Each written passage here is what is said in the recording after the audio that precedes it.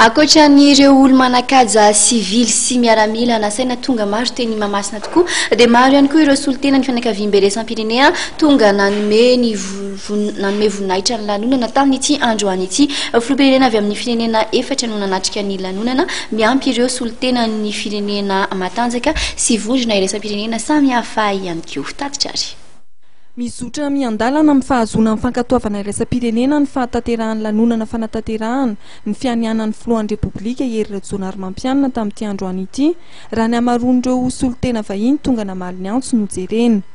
Filoham-panjakana vahiny efatra ny tonga nanome voninahitra ny lanonana androany. Isany amin'izany ny filoha Namibiana sady filohan'ny Troikan'ny Sadek, ny filohan'ny Seychelles, filoha Mauritiana ary ny filohan'ny Comore.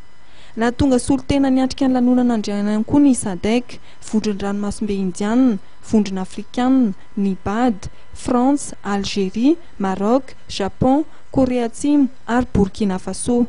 Tonga dia ety an-toerana avokoa ireo solitena mahasoa vahiny miasa sinoana eto Madagasikara.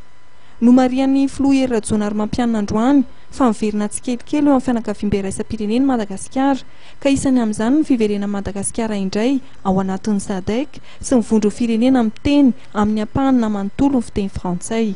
Amin'ny herinandro ambony raha ny fanazavany dia hitarika ny delegasiona malagasy hiatrika amin'ny fivorian'ny vondrona Afrikana ao Addis Abeba ny tenany.